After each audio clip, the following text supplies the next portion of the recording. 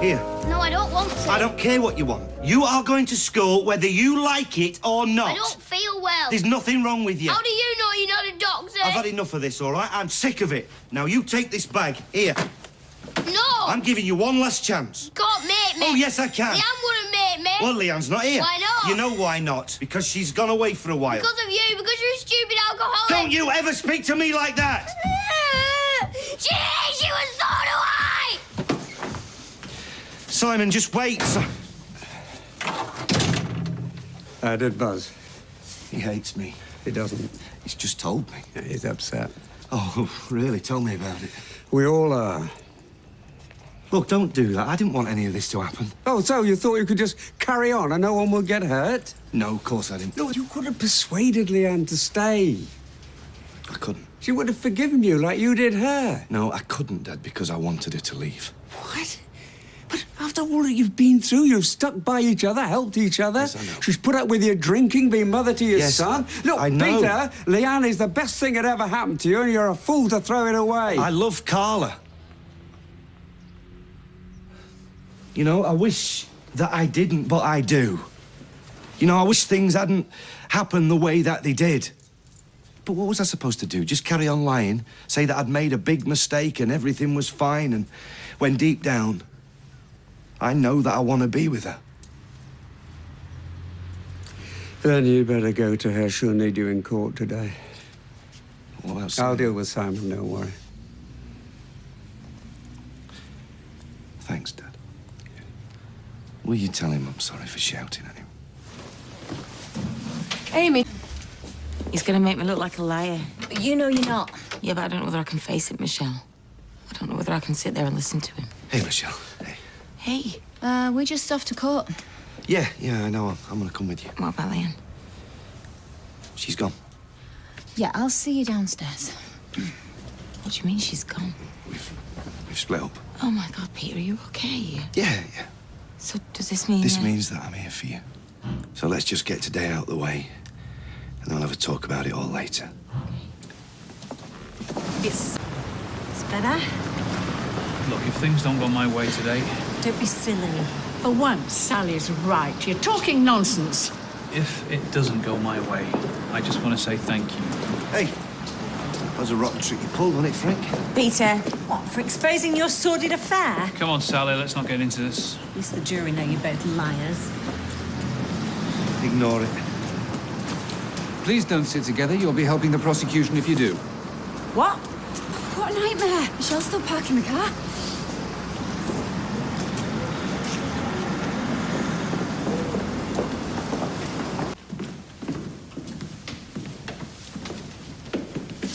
If you could read from the card.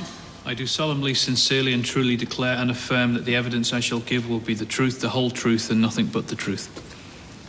In what capacity did you first meet Carla Connor? We met at a trade fair in August 2010. And she was keen to do business with you?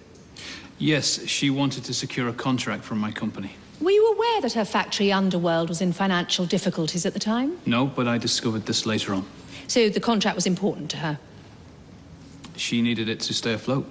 And where did you discuss this contract? Usually after work, in the pub, over dinner. Not in the office? No. No, Carla likes the, personal touch. Is it true at that time you'd expressed an interest in Maria Connor? Yes, I told Carla I was attracted to her. So when Maria Connor arrived at your house on March the 3rd, wearing by her own admission a short, low-cut dress, is it fair to say Carla Connor, her boss, was using her as sexual bait to make you sign the contract? Your Honor, that is a blatant leading question. I'm sorry, I withdraw it. Can you describe what took place that evening? We discussed the contract, and Maria flirted with me throughout. I thought she was coming on to me. I tried to kiss her. She told me to stop it. I did. I realized I'd misread the signals, and I apologized.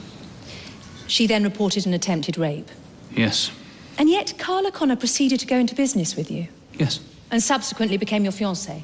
Yes. Did she believe Maria Connor's accusations? No, Carla told me that she didn't believe her. I didn't say If we that. could now turn to the night Carla Connor alleges you raped her. Could you tell us, in your own words, what happened? It was the night before our wedding.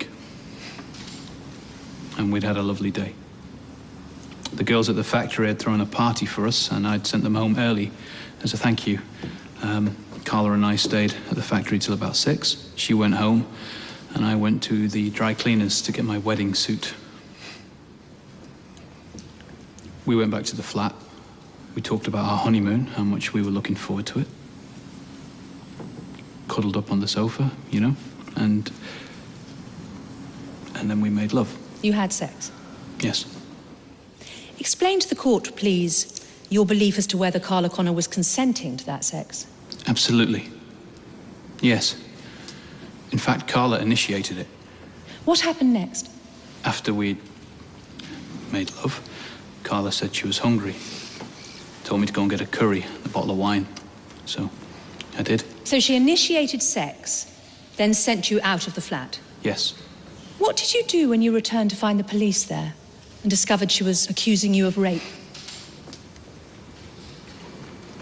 Didn't know what to do. I couldn't believe it. I asked her why, but she wouldn't tell me. Did you have any idea that Carla Connor had that very day been seeking legal advice about dissolving your business partnership? No. Or that she'd discovered she could not do so without your consent? No. Or that she could have been having an affair with Peter Barlow behind your back? No. No, we were getting married. Thought we were in love. Thank you, Mr. Foster. You paint the night in question as a blissful one. With you, the innocent husband-to-be, having consensual sex with your fiancée and then nipping out for a curry. That's right. There were no arguments, no disagreements between you and Carla Connor? No. No, and you didn't leave the factory before 6 p.m.? No.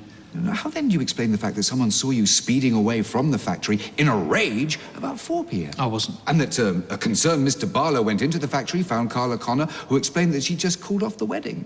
It's not true. Peter Barlow is lying. Oh, you know, like he was lying about the confession. You know, that night you told him that you gave Carla Connor what she deserved. Yes. Why would Peter Barlow lie? Because he's sleeping with Carla. Mr. Barlow denies having an affair whilst you were engaged. He would, wouldn't he? Oh, you thought they were having an affair behind your back? Yes. Yes, and that she wanted to be with him and not you. Obviously. Strong motivation to call off the wedding, though, don't you think? Well, isn't it? Yes, but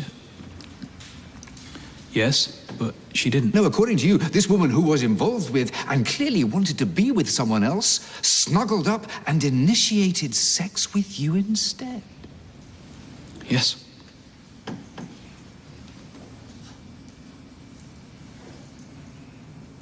Evidence shows bruises to the wrists and neck consistent with the use of extreme force. How do you explain this? Carla and I had a very passionate sex life.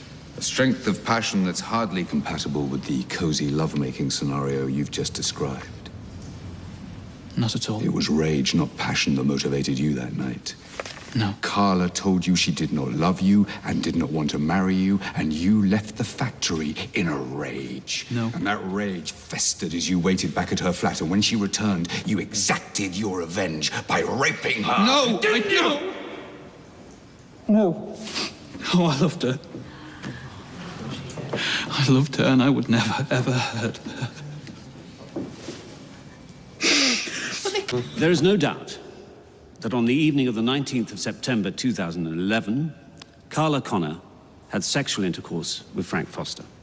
The questions for you to resolve are whether you are sure that, one, she did not consent to that act, and two, Mr. Foster did not reasonably believe she consented to that act.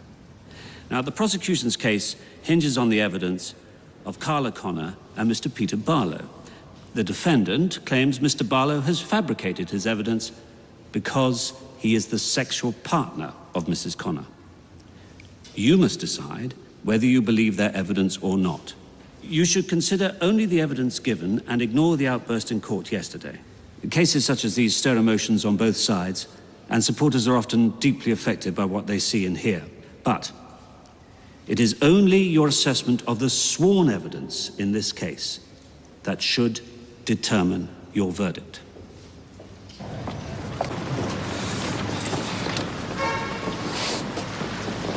Give me some of that. You don't smoke. Oh, Carla, it'll be all right.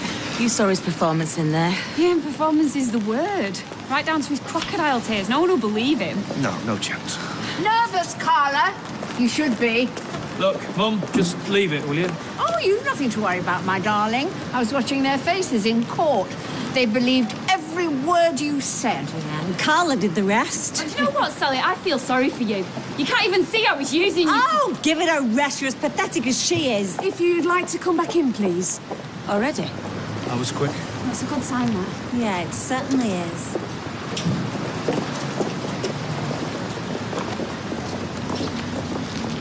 Enjoy your last moments of freedom, Frank.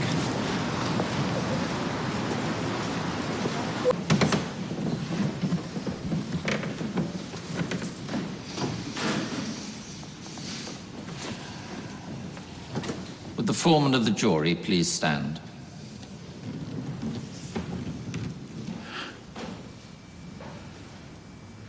Has the jury reached a verdict upon which they are all agreed? We have.